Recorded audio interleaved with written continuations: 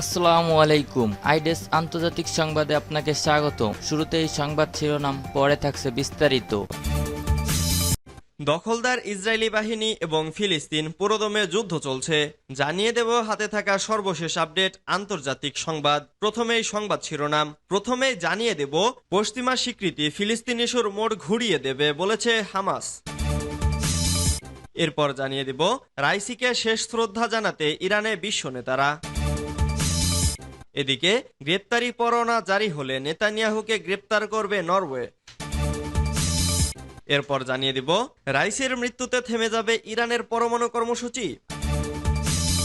আরও জানিয়ে দিব আয়াতুল্লাহ খামেনির ছেলে হতে পারেন ইরানের পরবর্তী নেতা। সর্বশেষ জানিয়ে দিব ইউক্রেন সীমান্তে পারমাণবিক মহড়া শুরু করেছে রাশিয়া। এতক্ষণ শুনছিলেন সংবাদ শিরোনাম, এবারে বিস্তারিত।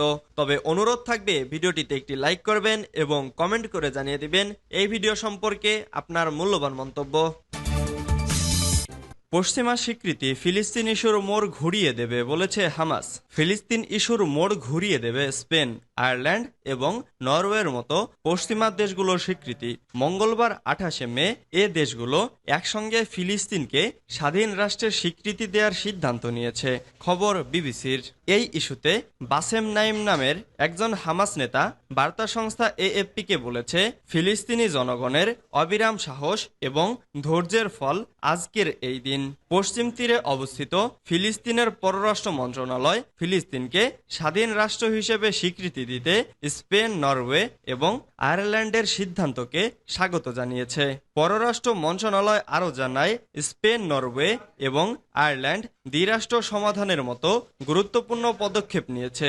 এর মাধ্যমে দীর্ঘমেয়াদী ন্যায় বিচার প্রদানে তারা ফিলিস্তিনি জনগণের প্রতি তাদের অটল প্রতিশ্রুতি রক্ষা করেছে। এছাড়াও এ স্বীকৃতি আন্তর্জাতিক আইন এবং জাতিসংঘের সব প্রাসঙ্গিক রেজুলেশনের সঙ্গে সঙ্গতিপূর্ণ। এটি ইসরায়েলি অবৈধ দখলদারিত্বের অবসান এবং এই অঞ্চলে শান্তি ও স্থিতিশীলতা অর্জনের দিকে সমস্ত আন্তর্জাতিক প্রচেষ্টায় ইতিবাচক অবদান রাখবে বলে আশা করছে ফিলিস্তিন। রাইসিকে শেষ শ্রদ্ধা জানাতে ইরানে বিশ্ব নেতারা। হেলিকপ্টার বিধ্বস্ত হয়ে নিহত ইরানের প্রেসিডেন্ট ইব্রাহিম রাইসির জানাজা তেহরানে অনুষ্ঠিত হয়েছে। বুধবার 22শে মে তেহরান বিশ্ববিদ্যালয়ে এ জানাজা অনুষ্ঠিত হয়।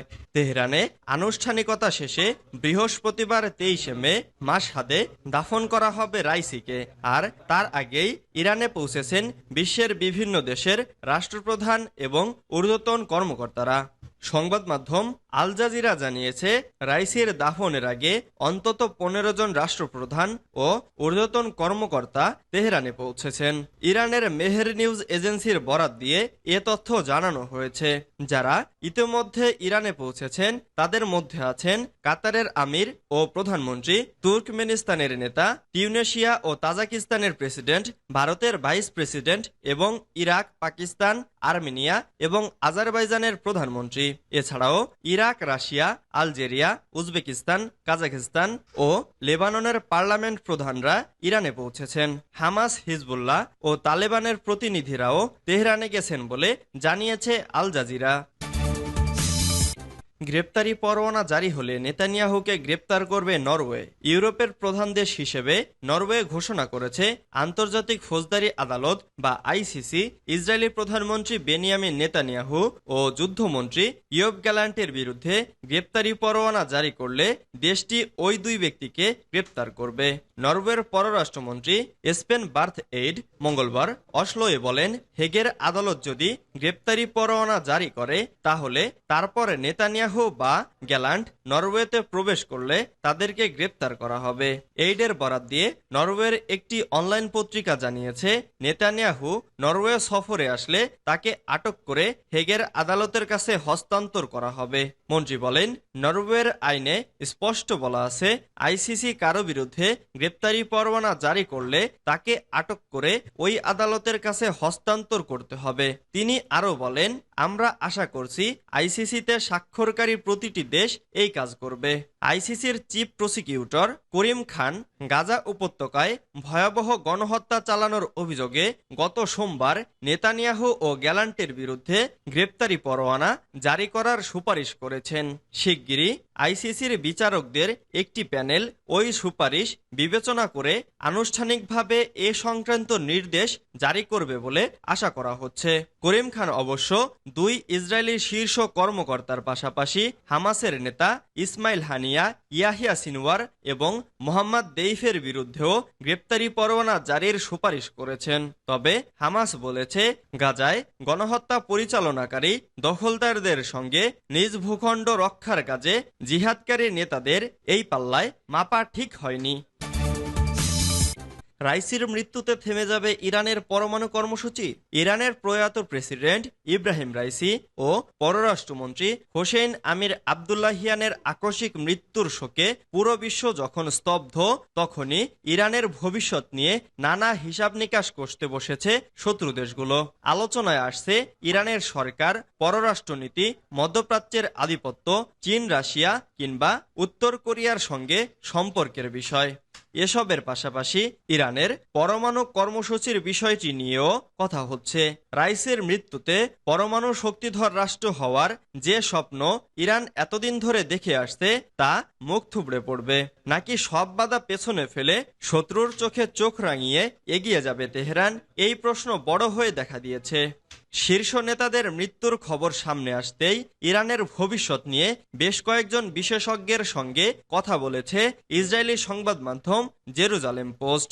বিশেষজ্ঞদের বরাতে সংবাদ মাধ্যমটি বলছে, রাইসি ও হোসাইন আমির আবদুল্লাহিয়ানের মৃত্যুতে যারা ভাবছেন ইরানের সরকার পতন কিংবা সরকার বদলে যাবে, তাদের আশাহত হতে হবে। তারা দুজন মারা গেলেও শিয়া প্রধান দেশটিতে তেমন কিছুই হবে না। আয়াতুল্লাহ খামেনির ছেলে হতে পারেন ইরানের পরবর্তী নেতা। কয়েক বছর ধরে ইরানের সর্বোচ্চ নেতার ছেলেকে তার পিতা আয়াতুল্লাহ আলী খামেনির উত্তরসূরি সম্ভাব্য প্রার্থী বলে ধারণা করা হচ্ছে। আয়াতুল্লাহ খামেনির ছেলে মোস্তফা খামেনি ইরানের রাজনীতিতে অন্তরালের মানুষ হিসেবে পরিচিত। তবুও ইরানের অভ্যন্তরে তার রয়েছে শক্তিশালী প্রভাব। পর্দার পেছনে থেকেই দীর্ঘদিন দেশের নীতি নির্ধারণীতে ভূমিকা রেখে আসছেন মোস্তফা খামেনি। তবে শীর্ষ নেতা আয়াতুল্লাহ আলী খামেনির উত্তরসূরি কি হবেন, সেখানে বারবার এসেছে আরও একটি নাম। সেই নামটি হলো ইরানের সদ্য প্রয়াত president Ebrahim Raisi. President Ebrahim রাইসির মৃত্যুর সঙ্গে সঙ্গে মোস্তফা খামেনি ইরানের পরবর্তী নেতা হতে যাচ্ছেন, এই জল্পনা আরও বেড়েছে। অনেক বিশ্লেষক বলছেন 85 বছর বয়সী সর্বোচ্চ নেতার অবসর এবং তার জায়গায় নতুন উত্তরসূরি আসার জন্য প্রস্তুতি নেওয়া হচ্ছে। বিশ্লেষকরা মনে করছেন রবিবার হেলিকপ্টার দুর্ঘটনায় প্রেসিডেন্ট রাইসির মৃত্যু শুধু নতুন প্রেসিডেন্ট নির্বাচনের সূচনা করবে না, এটি আয়াতুল্লাহ খামেনির স্থলাভিষিক্ত নির্বাচনের গতিশীলতাকেও পরিবর্তন করতে পারে। ইউক্রেন সীমান্তে পারমাণবিক মহড়া শুরু করেছে রাশিয়া। কৌশলগত পারমাণবিক মহড়া শুরু করেছে রাশিয়া। এ সুযোগে ইউক্রেন সীমান্তে অত্যাধুনিক হাইপারসনিক অস্ত্র জড়ো করছে পুতিনের বাহিনী। খবর আল জাজিরার। রুশ প্রতিরক্ষা মন্ত্রণালয় মঙ্গলবার 21 মে জানায়, প্রেসিডেন্ট ভ্লাদিমির পুতিনের নির্দেশে মহড়া করা হচ্ছে। প্রথম ধাপে ইস্কান্ডার ও কিনজাল ক্ষেপণাস্ত্র আনা হয়েছে। ধাপে ধাপে বিভিন্ন ইউনিট ও আরও শক্তিশালী সরঞ্জাম আনা হবে। বলা হচ্ছে এসব অস্ত্র পারমাণবিক যুদ্ধে ব্যবহারের জন্য কতটা প্রস্তুত তা পরীক্ষা নিরীক্ষা করে নিচ্ছে রাশিয়া। পশ্চিমাদের উস্কানিমূলক বিবৃতি হুমকির প্রতিক্রিয়ায় রাশিয়ার এ ধরনের কার্যক্রম সরাসরি একটি বড় সতর্কবার্তা।